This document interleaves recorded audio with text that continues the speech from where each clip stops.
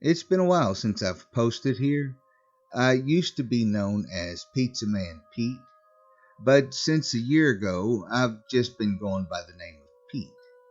I don't want to bog this post down with a lot of details about my background, so I'll try to keep it brief. I and my friends, Carl and Nick, come from a town where there are, let's just say, unusual problems. To summarize them, we had to deal with a variety of hostile cryptids and people who, after being missing for a while, returned hostile. If anyone wants more information regarding my experiences with that, you can go through my old posts, which I'll link. In the last one, I mentioned that Carl was supposed to be taking us to a friend of his. This has been successful with a lot of difficulties preceding it. I'll pick up where I left off with my previous post. Keep in mind, at the time, I had to deal with a broken leg, which thankfully is now back to tip-top shape. If anyone is wondering why I haven't updated in so long, there have been some delays. I'll explain them eventually. For now, I will say that we are somewhere safe, where we don't have to worry about those government bastards, well, at least not for a while. It hasn't been easy, though. I thought living in my town would prepare me for anything. I was wrong. To quote the great Dave Chappelle, I have seen some shit. Where I'm going to officially start this off now is a little over a month of us being on the road. Pete, Nick whispered after shaking me awake. That night was his turn to keep watch. What is it? I grumbled, too tired to open my eyes. They found us. Those words may have well been a cold splash of water. Upon hearing them, all of the tiredness left me. Are you sure? Yeah, I was getting something from the snack machine, and I saw two of them talking with the owner. I don't know what they said to him, but he looked pretty shaken up by it. Anyway, we need to get moving. They'll be at our door any second. I hopped out of bed on my good leg. Nick turned his attention to wake up Carl, who turned out to already be awake and quickly packing his things. When did, Nick asked him, I heard you talking to Pete. I never knew Carl had such good hearing. We didn't have time to dwell on that. I grabbed my crutches, and Nick put one of the chairs under the door handle to make it difficult to open. Shortly after, we heard pounding on it and demands for us to unlock the door. Once everything was packed, we headed to the window. Since it didn't open, Carl had to smash through it using the other chair. Watch the glass, he warned, tossing the chair aside. We went to his car that he made sure to park in the space nearest to our room. He was backing out of it as some agents got to the window. One of them cursed at us and drew his gun, firing it about 4 times. He only managed to hit one of the back doors. Then we sped out of the parking lot and down the road. That was way too close, I said, looking through the back windshield to make sure we weren't being followed. Well, that goes without saying, Carl said. We'll have to get the damn car painted again. I should mention that a week prior, we stopped at a body shop to have Carl's car painted a different color. I'm not sure that'll work, Nick said. He pointed out that the agents could potentially go to whatever body shops we go to, then interrogate the owners as they did the one who owned the hotel.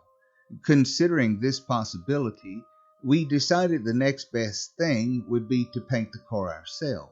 Once Carl drove to what we felt was a safe distance from the hotel, we stopped at a Home Depot, then got a variety of car spray paint. Now, we just have to find somewhere where we can use this, Carl said, going back onto the road. What color should we use? We settled on dark red. Eventually, we came across some woods, and Carl pulled off. All right, let's try to make this quick. We got out of the car with the spray paint cans and put some mask on so the fumes wouldn't affect us as much. Once we were through painting the car, we had to wait over an hour for it to dry. Nick had to walk away to take a piss, which left Carl and me some time to chat. So, how do you think everyone's holding up since we left? I wish I knew for sure, but they're probably fine.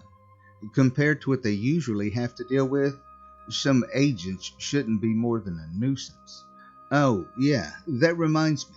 I've been wondering something. What is it? As long as we've known each other, you've hated the government, right? What's the deal with that? Carl became visibly uncomfortable at the question. Uh, Sorry, was that question too personal? If it is, you don't have to answer. No, it's fine. It's just that the answer to that is pretty long, and I don't feel like getting into it right now. What I will say about it is that it has to do with a bunch of little things and one major thing. Anyway, I need to step away for a bit. Carl went into the woods in the same direction as Nick had. Since I was alone, I didn't have to walk into the woods to do my business. Once again, I figured I'd play something to pass the time. During one of our stops, I went into a thrift store. There I picked up a Nintendo game bag that contained a DS Lite, a GBA SP, along with some games. I popped in Donkey Kong Country and switched on my SP, only to find it behaving strangely. What the hell? I murmured, seeing static overtake the screen. I never saw a GPA do that before, then or since. The static I saw on it was more as a kind of a old TV. Chalking it up to glitching, I attempted to turn it off so I could turn it back on. It didn't turn off. I tried the switch multiple times with no results. Annoyed, I pocketed and looked ahead. To my further confusion, the car's lights were on. Not only that, they were blinking in a strange pattern. Only one light would blink at a time. The front lights would blink 3 times, stop, and then blink the same amount again. Sometimes only one back or front light would blink. I got there's some paranormal shit going on here vibes from seeing this. Now, as I've said, growing up in my town has caused me to be more mentally resilient to this kind of stuff than most people. Don't get me wrong, I'm not saying I don't feel afraid when these kinds of things happen or that the creatures in my town don't unnerve me. However, it can be sort of akin to getting attacked by a grizzly bear. By that I mean they're scarier than usual if someone doesn't have the means to deal with them. That's something my parents taught me very early on when I was growing up there. Above all else, they put a lot of emphasis on not letting panic dictate decisions. I've tried my best to heed their advice. I'm only human, though, and have occasional slip-ups. One of my old posts goes into detail about how my leg was injured as a result of me being careless. A couple of good things that I can say about the incident is that it has made me more cautious and tolerant to pain. Enough of that, though. I was about to call out for Carl and Nick when I felt the SP vibrate. That's another thing. I'm almost certain that they can't do that. Actually, that isn't entirely accurate. It's more like it pulsed. I took it back out, flipping it over. Instead of static on the screen, I saw a beating heart. What the fuck? I whispered. Not only was it pulsing, but the SP also felt fleshy. I suspected if I closed my eyes, I wouldn't have been able to tell the difference between an actual heart and it. Suddenly, I could feel it in my hand. I clutched my head, falling forward from the tree I had been leaning on. The agonizing pain alternated from my head to my chest, back and forth until I finally passed out from it. Pete, I heard Carl whisper, shaking me awake. I slowly opened my eyes and became even more unnerved when I saw the panic in his eyes. Nick was with him and appeared just as spooked. What happened to you guys? We'll explain later, Carl said, as he and Nick were helping me up. Right now, we should just get back to the car. But we've only been out here for like 10 minutes. I pointed out as we were heading back towards it. That's not enough time for it to. His car was completely dry. How? I wondered. Carl and Nick said nothing. We got in. Carl drove, and after some moments of silence, I spoke. Do either of you want to explain anything to me? First, explain what happened to you, Carl said, making eye contact with me in the mirror. I gave a brief recount of my experience. When I finished, their expressions were grim. Did something like that happen to you guys? Something attacked me, Nick answered in a hoarse voice. What? I said, sitting up. And why do you sound like that? He said that what attacked him did so as he was walking back in the direction he came. Some kind of brown tendrils came out of the ground and trees and wrapped all around him. They felt so wrong. I thought they were wooden, but they felt slimy. He pulled down the collar of his shirt, revealing purple marks around his neck. Christ, I said, they did that to you? Before that, I was going to say that our experiences were a result of the spray paint causing us all to hallucinate. After all, even with the mask on, we were around it for a long time. Not to mention, just because we were used to supernatural stuff happening doesn't mean events don't have a perfectly logical explanation. Upon seeing those bruises, however, I knew that they were true.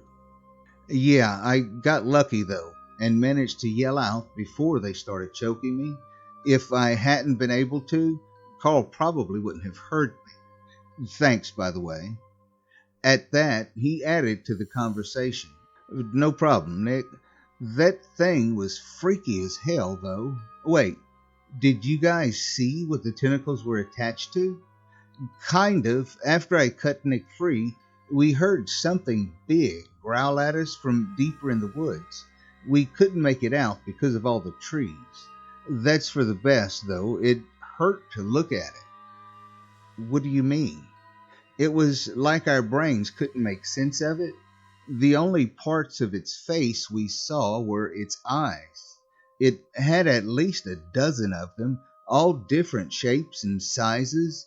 It tried grabbing us again, but we escaped before it could. I slumped in the back seat and groaned. I thought leaving town would at least give us a break from this kind of shit. Well, you know what they say, Pete. Certain kinds of problems tend to follow you around.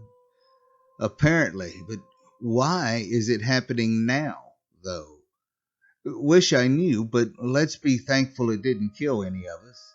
Yeah, true, but what do you think it was trying to do to me? Can't say for sure. Maybe it was trying to get inside your head or something. Anyway, I think it'd be for the best if we talked about something else. I have to leave this update here for now.